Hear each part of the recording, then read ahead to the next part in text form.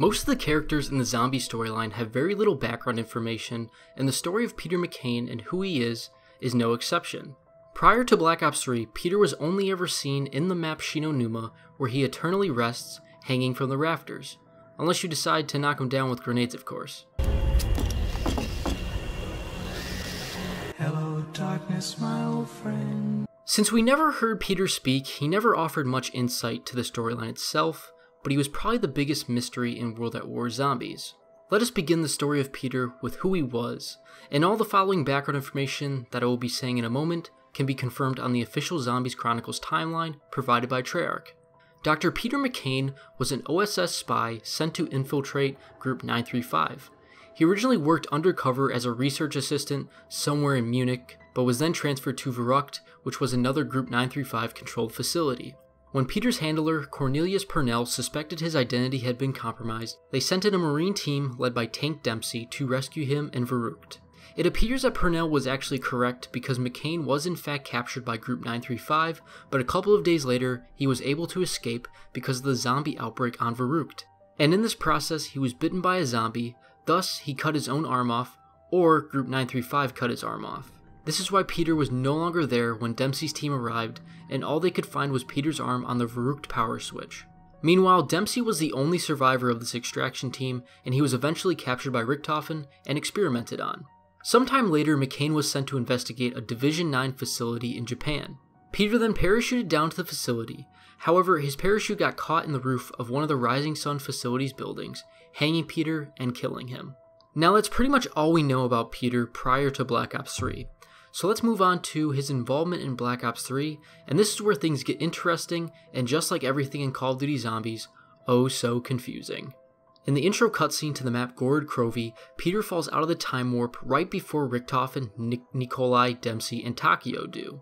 Peter appears to be dead or knocked out, and the four characters use the parachute on Peter's back to bring them safely to the ground.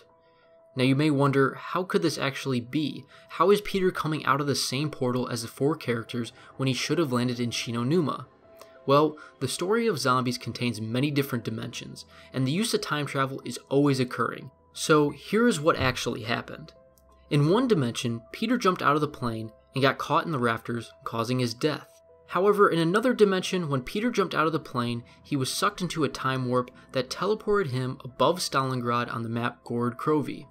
How do I know this? Because Peter sent this message to Griffin Castle. Mission log entry 45. I am over the site looking down through the open door.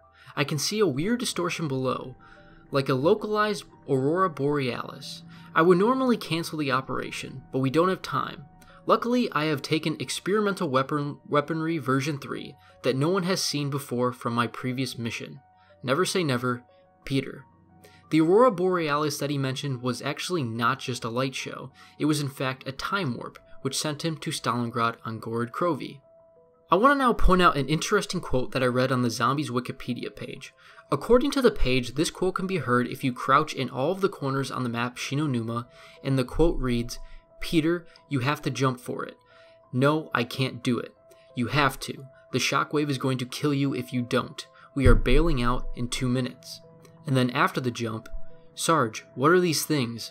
No, stay back. The Colt M1911 fires, and the people scream, and then static occurs and the transmission ends."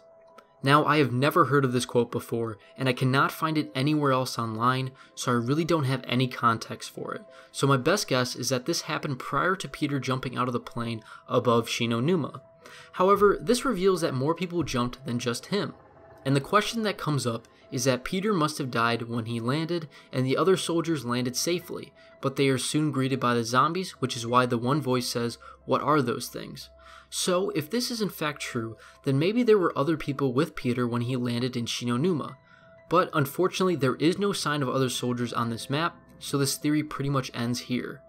Anyway, returning to Gorod Krovi, after the cutscene, Peter is nowhere to be found, and we presume that he is once again dead.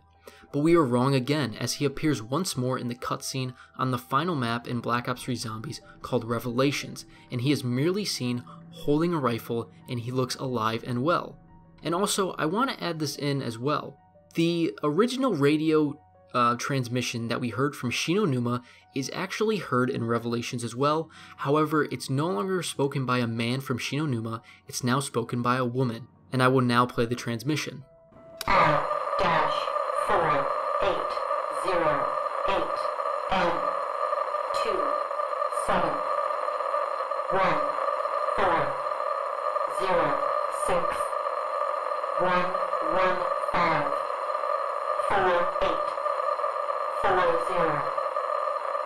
I hope you're receiving this transmission, Peter. If you are not, then all hope is lost. You must know by now that we failed to contain the asylum, that we had to move the experiment here. Location. The numbers will guide you. The giant must remain. At all costs.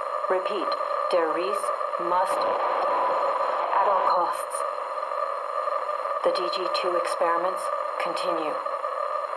You'll be our only advantage now. Find Dr. Richthofen and Dr. Maxis. They may know what's going on. The use of element 115 is dangerous at best. I'm not sure if we can continue here. We've lost most of our best. I hope you get this.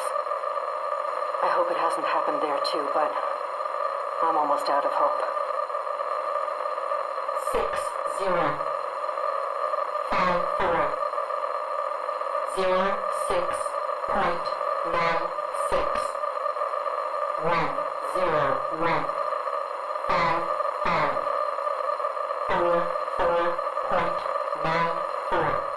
So I don't really know what to think of this transmission, as all it is the same exact transmission from NUMA, except instead of the guy saying it, it's now a woman saying it.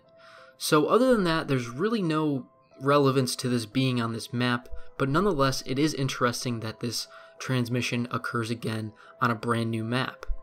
So what seemed to be an open and shut case of who Peter McCain was is no longer true, as Peter McCain is now involved in the seamless infinite dimensions of the Call of Duty Zombie storyline, meaning that he could literally be anywhere. In one dimension, he is dead and hanging in the rafters on NUMA. In another, he is falling out of the sky above Stalingrad. And in another, he is for some reason alive and on the map Revelations, and who knows what other dimensions he's in as well. Anyway, that is going to wrap up our video today on Peter McCain and who he is. Unfortunately, it's no longer an open and shut case like it was prior to Black Ops 3, and now it's kind of just a very confusing case of who Peter McCain actually is, and where he is in the storyline, and how he is still hanging in NUMA, but at the same time falling out of the sky, and alive and well in Revelations. So the story of Peter McCain might actually continue somewhere in another dimension. But anyways, hopefully you enjoyed this video. If you did, feel free to hit that like button and subscribe if you're not done so already. Anyway, I'll see you in the next video.